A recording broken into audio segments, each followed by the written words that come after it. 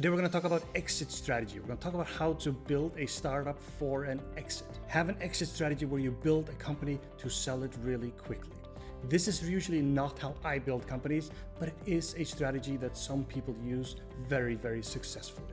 Have been fortunate enough to exit 5 of those 8. Your interests are not aligned with the traditional VCs.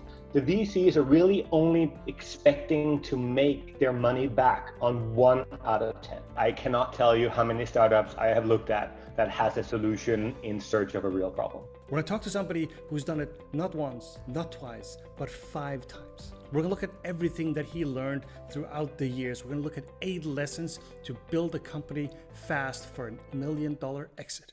This is Raw Startup. We're going to look at 8 lessons to a fast $1 million exit.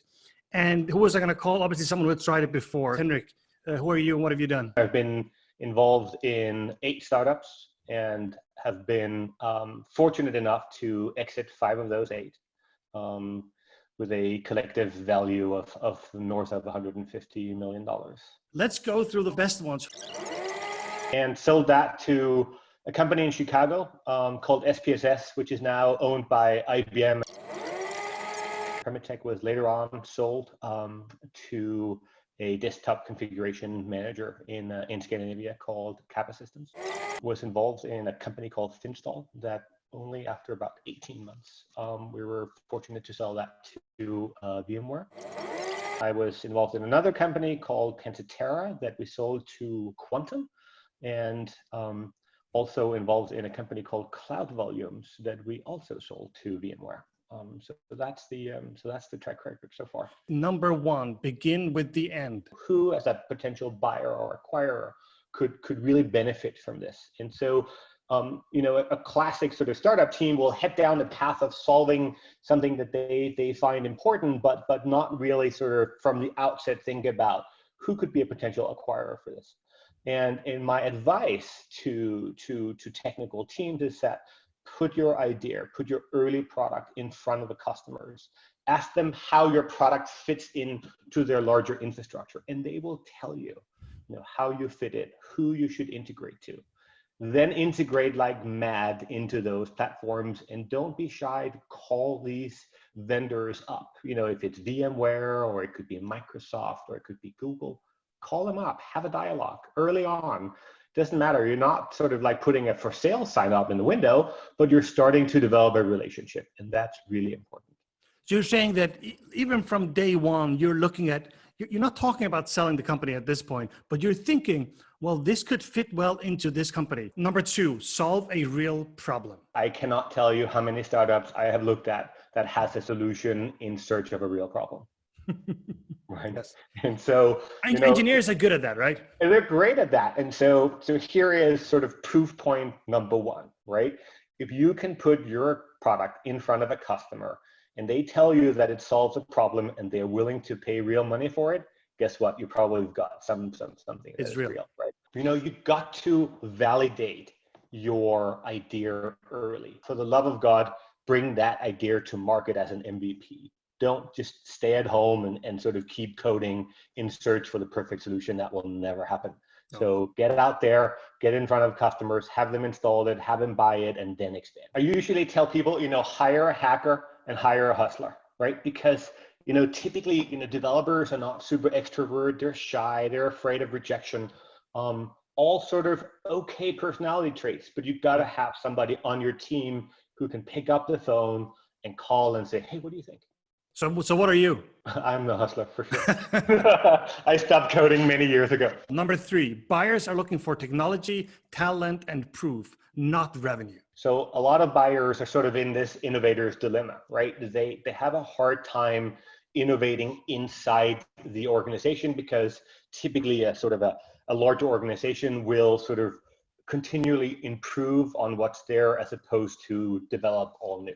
Right? So larger companies are deliberately looking for new technology, but this technology is worth nothing to them unless there is a pool of people that is there that comes with the technology. They are not interested in your revenue. You need to have, 5, 10 customers that are all paying real money, are happy with your product, that a potential acquirer can call and say, what do you think? Number 4, have a real business model from day one. A bunch of guys are developing something and they're like, oh yeah, build it and they will come.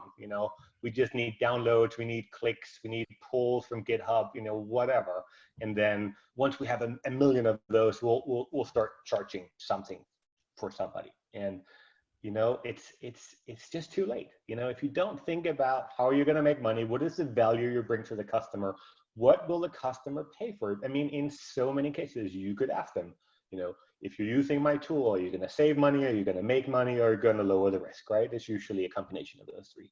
And what is it worth to you? Don't be shy. Go out there, start charging for your product, right? And if a customer pays real money, you've got something real here. Solving the same problem for multiple customers and having multiple customers buying more product along the way are two really important checkpoints for startup. Go in there, get under the radar, solve a problem, get your fans in that organization. That for a large organization is typically like $10,000 a year. Yeah. They can do that, sign off on that, and then fix that one problem, and then expand from there. Absolutely. It's like a beachhead, like find a corner and then Yes. build from there, right? Yes, absolutely. Number 5, B2B is a lot easier than B2C. A lot of consumer products, they will need to be free to begin with, and then you build a business model on top of that. And Vivino is a good example of that. We started in 2010, and it took us a long time before we actually really built a business model. We tested early on, but it wasn't until 6-7 years in that we really started pushing the business model.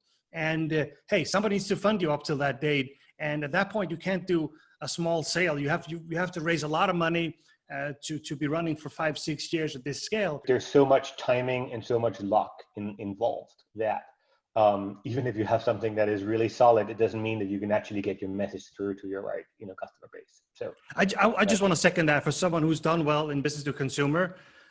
Is that my first choice if I want to be if I wanted to build for an exit? No way. It is, like Henrik said, it is super difficult. And I know so many people that have done incredibly well and still not had the success. The fact there is B2B is easier to get started with. Number 6, VCs are not your friends. VCs as in venture capitalists. The point I'm trying to make here is that your interest as a founder building a company for an exit, your interests are not aligned with the traditional VCs, right? What most founders fail to understand is that the majority of companies are acquired in a range of $25 to $100 million in typically 2 to 3 years after they got funded.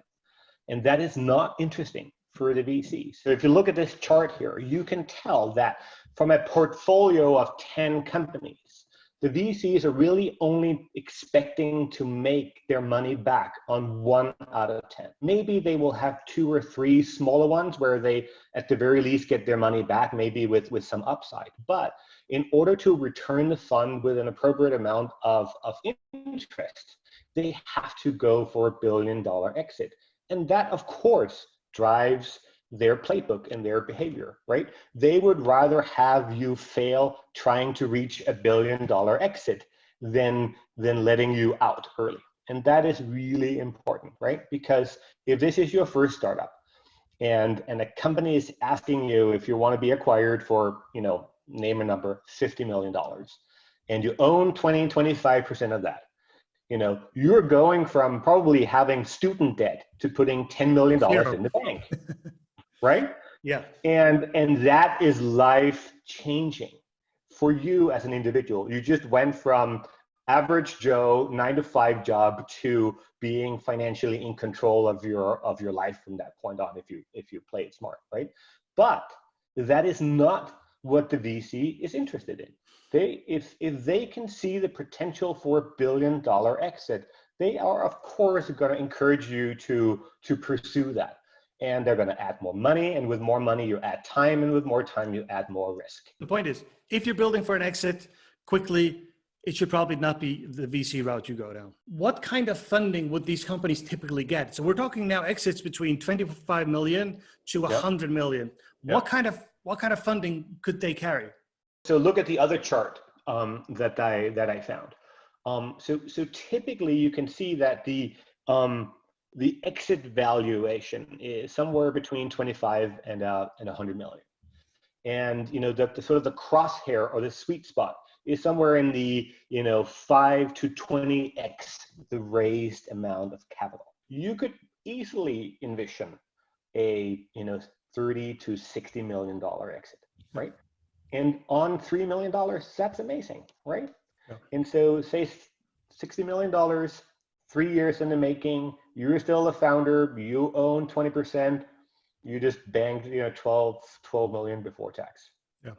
And taking that back again, it's the core here is that if you're building for an exit, you cannot raise a $10 million A round or even raise 10, 20, $30 million. It just doesn't work like that. Then you have to aim bigger. Number 7, go for the tuck-in acquisition. So Henry, let's talk about what type of acquisitions do we have? So traditionally, the sort of the big strategic acquisitions are the ones that you hear about in the media, right? Those are the $1 billion plus. Those are like big bets from big companies. Those are the ones that you sort of like aspire to be or become. Right. And examples of that would be Microsoft buying LinkedIn or Microsoft buying GitHub. However, the majority of acquisitions are so-called tuck-in acquisitions. And tuck-in, it sounds cute, but really what the customer or what the buyer is going for is an additional feature, an additional function, something that will make them better faster, right? But they already have the platform or the solution. These are sort of like additional feature sets that they are looking for, and rather than building it themselves, they're going for an acquisition. The third one is it's known as an acqui-hire, right? And traditionally, that means that an acquiring company is interested in the team and the expertise that team has, right? In many cases, you will see acqui-hires where some founding team has been trying to build a product. They have perhaps not been super successful in getting this product to market, but there is a real product, there's a real team, there is some coherency, there's a lot of knowledge that has been acquired along the way, and that has, of course, value. So those acqui-hires are, typically, if the investors are lucky, they get their money back. Number 8. Be an easy target, not a complicated target. Of course, you need to hire a top-notch law firm to get you incorporated, get all the legal agreements in place from day one. I mean, that's a no-brainer, right? You also need to have a really strong, either a CPA, which is a public accountant in the US, or somebody who's really savvy, because guess what? If you get approached by a potential acquirer, they want to see projections of 5 years of expenses and revenue, and maybe you're only 9 months in. And so somebody has to come up with that plan, and it's typically not the founding technical team, right? And then finally, make sure that you have a really solid, HR strategy, so you can retain people. That's really important for acquirers, that once they acquire you, they typically have sort of a key person or key personnel clause that at the very least this core group of people are staying for a certain number of years, but make sure that everybody is incentivized to stick around. The what not to do's. That's more fun, right? That's kind of more fun. Yeah. And so here's one that is fairly controversial. Do not incorporate your company overseas. And by overseas, I mean anywhere else than Delaware, right? If most acquiring companies are still in the United States, and they would like to see you being incorporated in Delaware because that is the standard. Those are the most friendly terms. They know how it works. They know the risks and the liabilities and so on and so forth. The other what not to do is, you are a scrappy little startup. You raised a couple of $1 million and you have people that are working as independent contractors all over the world.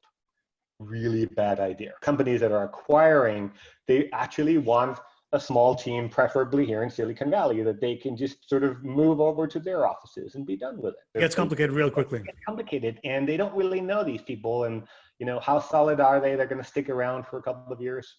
So even though it's super hard as a small company, try and get a band of people together in a physical location, even though that is really, really hard. Another don't do this is, you're bored at your current job and you want to pursue your startup, and you do that while you're in the office of your former employer or soon to be former employer, using their equipment, their networks, their offices, right?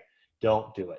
Have a really clean delineation about who you work for and where you work. The last one I want to leave everybody with is, please don't solve a big problem in a small market with even fewer buyers. Be really honest to yourself about it. I mean, my first startup we sold to SPSS was exactly that. This little company probably had maybe 100 potential customers in the world, right? And so it was, and we solved a huge problem for them, but the sort of addressable market was really small. And we only had sort of probably a handful, if that, of potential acquirers, and we were lucky to get acquired by SPSS. So your concern here is that you invest a hell of a lot of money into a big problem that's complicated to solve. You actually solve it, and it's a fantastic problem that's now solved. But the problem is that there are very few buyers, and for the Ciscos and the VMwares of the world, it just isn't interesting. It's not interesting at all, right?